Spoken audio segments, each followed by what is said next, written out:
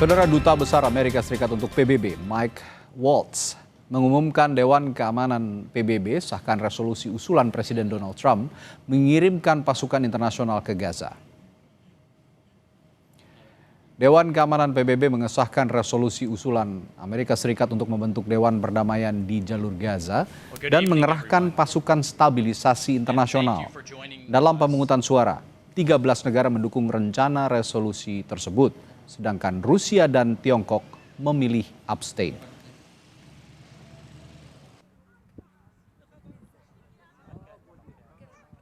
The United Nations Security Council has just adopted the United States-sponsored resolution on Gaza that does something we haven't seen in generations.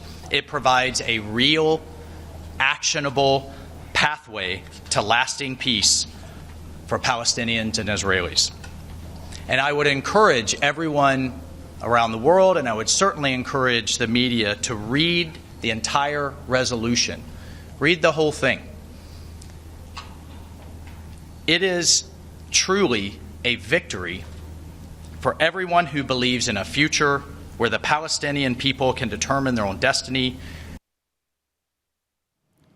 Saudara, Dewan Keamanan PBB secara resmi mengesahkan pembentukan pasukan stabilisasi internasional. Lantas apa saja yang dilakukan atau yang akan dilakukan oleh pasukan internasional dan apa tugasnya? Akankah ini menciptakan perdamaian abadi di Gaza?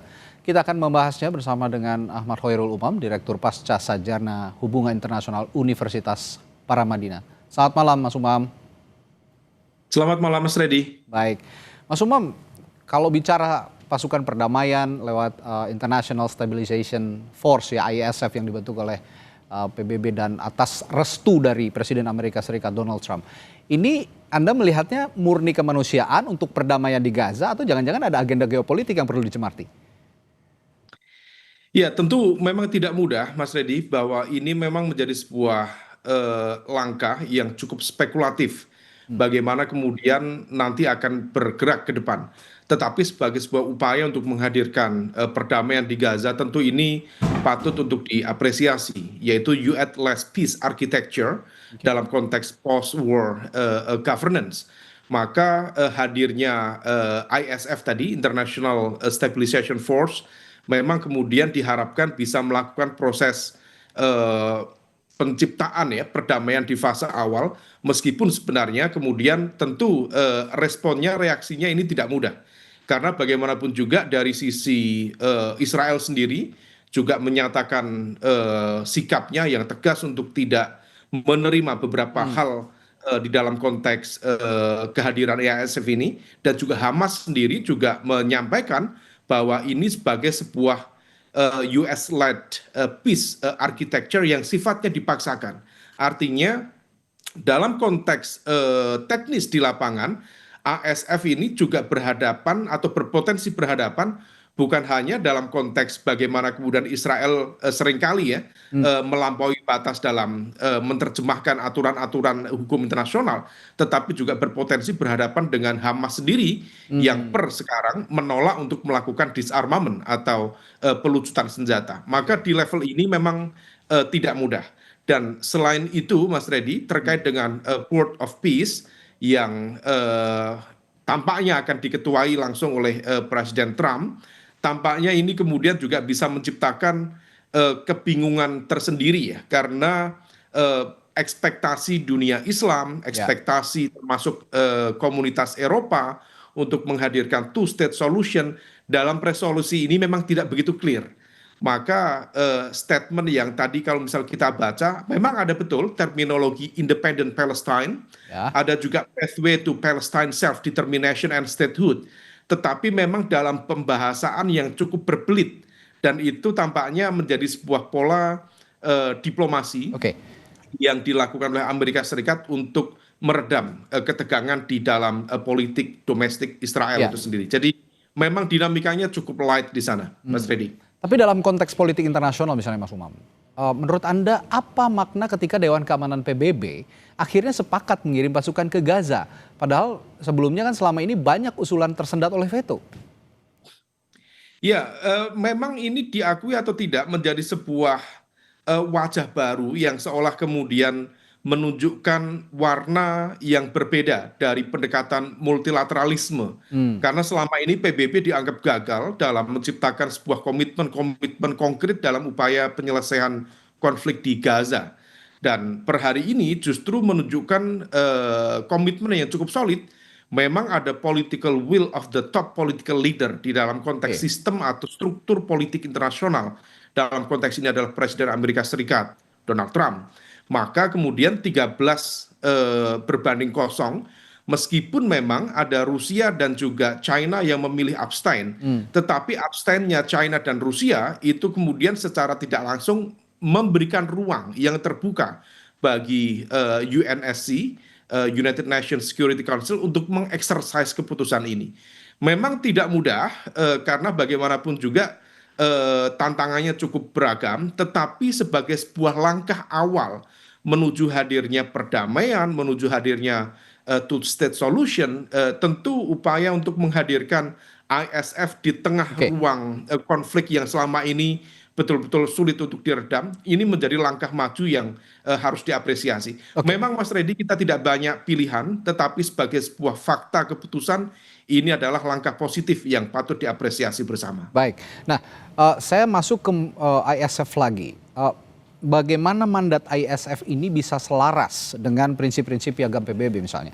Khususnya pasal 24 kalau saya baca ini tentang tanggung jawab Dewan Keamanan dalam menjaga perdamaian internasional. Toh selama ini Dewan Keamanan bertugas untuk menjaga perdamaian dunia. Ya, oleh karena itu memang betul-betul harus diletakkan pada satu basis hukum internasional yang memang mengikat. Itu yang kemudian disampaikan oleh Menteri Luar Negeri Palestina ya. Berharap bahwa putusan ini diharapkan bukan hanya berhenti pada level resolusi di tingkat PBB, tetapi memang betul-betul bisa diikat dalam konteks hukum internasional yang harus dijalankan, baik itu oleh ISF sendiri, termasuk oleh otoritas Israel dan juga otoritas Palestina. Dalam konteks ini di wilayah Gaza adalah Hamas itu sendiri. Nah, kalau misal kemudian itu bisa dilakukan, tentu langkah pengkondisian itu bisa terjadi sebagai bagian dari demilitarization zone ya. Nah, kalau misal kemudian tantangannya tadi ketidakpercayaan, kemudian terjadi eskalasi dan kemudian tidak ada backup hukum dan aturan yang memadai, itu yang kemudian seringkali menciptakan distabilitas yang justru bisa mengakibatkan banyak hal. Ya, tantangannya memang distrust ya. Pertanyaan saya sebelumnya tadi berkaitan dengan pertanyaan saya sekarang. Jangan-jangan misi ini alih-alih untuk menciptakan perdamaian di jalur Gaza, tadi Anda sudah menyinggung juga Mas Umam bahwa masing-masing pihak saling kekeh gitu ya, saling bersikukuh bahwa Hamas tidak mau melucuti senjatanya, Israel pun demikian. Nah, menurut Anda apakah misi ini justru akan menciptakan perdamaian atau malah intervensi yang berisiko membuka babak baru konflik di jalur Gaza? Ya, ini setidaknya ya memberikan ruang baru. Kalau misal kemudian potensi hadirnya babak konflik baru di tingkat Gaza, memang berpotensi tercipta karena ada satu entitas baru yang bernama ISF yang kemudian berhadapan pada ketidakdisiplinan. Dalam konteks ini bisa jadi Israel atau bisa jadi Hamas. Tetapi sebagai sebuah ruang dalam upaya untuk menciptakan peace settlement, memang langkah ini cukup promising, cukup menjanjikan untuk menghadirkan sebuah langkah awal yang diharapkan bisa menjadi, kalau dalam bahasa resolusi itu, sebagai pathway kepada hadirnya Palestinian self-determination. Nah, karena kalau misal kemudian tidak ada stabilitas, tidak ada perdamaian, tidak ada rekonstruksi ulang pasca perang kemarin, maka menjadi sangat absurd kalau misalnya kemudian kita bicara two-state solution atau bicara tentang self-determination. Maka dalam gambar besar, dalam konteks struktur politik internasional, ini merupakan ruang yang cukup baik, meskipun dalam perspektif China dan juga Rusia ya, termasuk dalam perspektif Hamas, ini adalah sebuah cara yang dalam tanda kutip agak dipaksakan oleh Amerika Serikat. Tetapi masyarakat internasional tentu tetap melihat meskipun ini sifatnya agak dipaksakan karena Cina dan Rusia mengaku mereka tidak sama sekali tidak membaca atau tidak tahu bagaimana susunan prinsip-prinsip di dalam resolusi itu sehingga tidak sempat membahas secara lebih detail. Ya. Tetapi sebagai sebuah gambar besar, tentu ini bisa menghadirkan sebuah prekondisi, jadi prakondisi bagi hadirnya perdamaian yang lebih menjanjikan di Gaza ke depan, Mas Ya, Freddy. perdamaian yang lebih menjanjikan, tapi terlebih Dewan Keamanan PBB juga harus memiliki indikator keberhasilan yang dipegang agar misi ini tidak menjadi sekedar simbolik saja, tapi benar-benar memulihkan keamanan dan kondisi kemanusiaan di jalur Gaza. Baik, terima kasih Ahmad Khairul Umam, pakar hubungan internasional telah berbagi perspektifnya malam hari ini di Sapa Indonesia Malam. Sampai jumpa lagi, selamat malam Mas Umam. Terima kasih Mas Freddy. Saudara